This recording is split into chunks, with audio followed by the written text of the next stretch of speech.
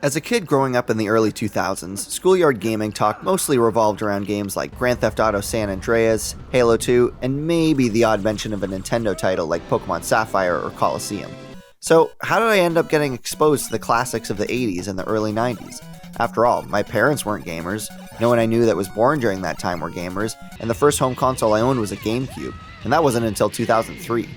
And back then, there weren't all these retro archivist YouTube channels to teach you about that stuff like there is now, nor did I have nearly as much internet ability. So, how did I even become aware that Nintendo was making games a good decade before I was born, let alone get my hands on any of them? The answer to that question lies in a series of fondly remembered collections and remakes that expose a generation of gamers like me to many of the masterpieces that we didn't have the chance to play when they were new.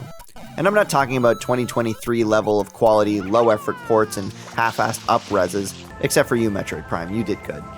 These were celebrations of history, packaged up in a fanfare-filled bundle, or ground-up remakes with new graphics, sounds, and features, or at the very least, careful ports that preserve the artistic integrity of the original experience. Except for you, Sonic Genesis, you did bad. So what were these would-be teaching tools of video game history? Well, let's start at square one with Super Mario Bros. Deluxe.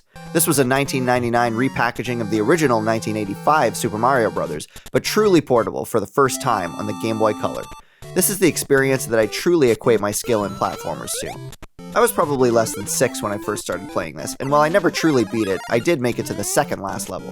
Those Hammer Brothers were just too tough.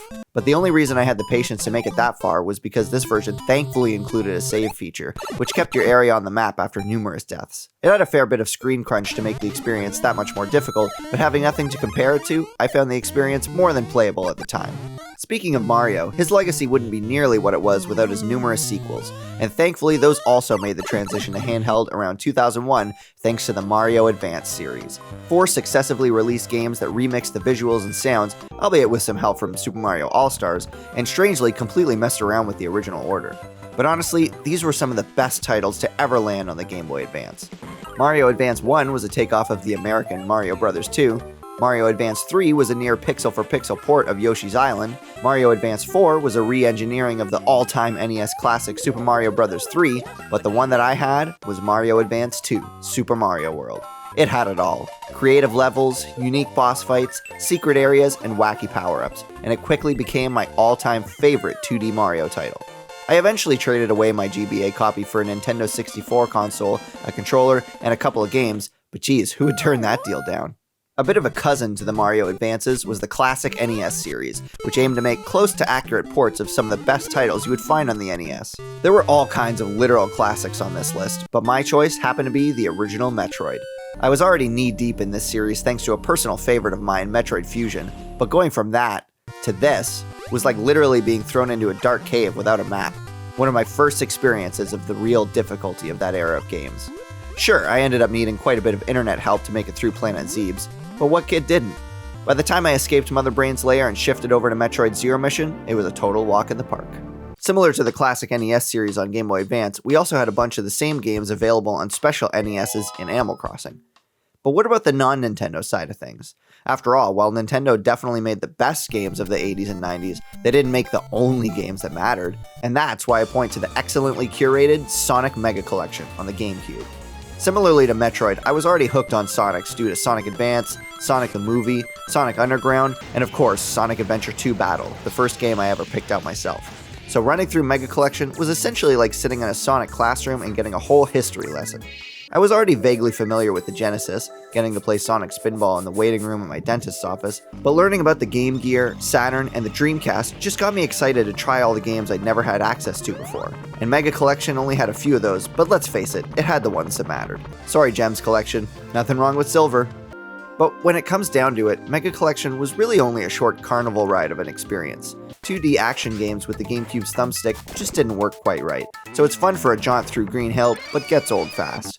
Likewise, there were other small-time legacy compilations that I played briefly but didn't own, like the Mega Man Anniversary Collection and Intellivision Lives, but what was the big one? The collection of re-releases that inspired my entire gaming journey, that still puts a smile on my face to think about to this day. That, my friends, would be the Legend of Zelda Collector's Edition. Day one of having our GameCube in 2003, this promotional disc came bundled with the whole experience, ensuring me and my brother had something to play on Christmas morning. The cinematic retrospective that goes through the entire Zelda history absolutely gave me shivers to watch, and is still exciting and perfectly celebratory to this day. Not to mention, it contains my favorite rendition of the main Zelda theme. The disc came with 5 sections. The 2 NES Zeldas, which suffered from some of the same issues as Sonic Mega Collection, but were still a great lesson in Zelda's origins. The 2 Nintendo 64 Zeldas, which represented the current age of Zelda we were in and made for the bulk of the disc's content, and a 20-minute demo of Wind Waker, which represented Zelda's future at the time. On top of being packed with dozens of hours of content, it was legitimately awe-inspiring to see that there were so many games already existing in the series, representing even more hours of play that I couldn't wait to get my hands on, and eventually would. No single game release would I point to that better educated me on a game series past, as well as got me amped through the roof for its future. And I think I'll keep my copy on the shelf forever to remind me of those origins. But what about you? Were there game collections or re-releases that you grew up on that got you into retro gaming? Did you grow up in a different generation than me that had more options? Or maybe there's some from the early 2000s that I forgot about. Leave a comment down below sharing your experience, and maybe we'll all learn a little bit about our origins. As always, if you like this video, please do subscribe, hit the notification bell, and leave a like to let me know if I should make more content along these lines. That's it, that's all, and go make somebody smile today.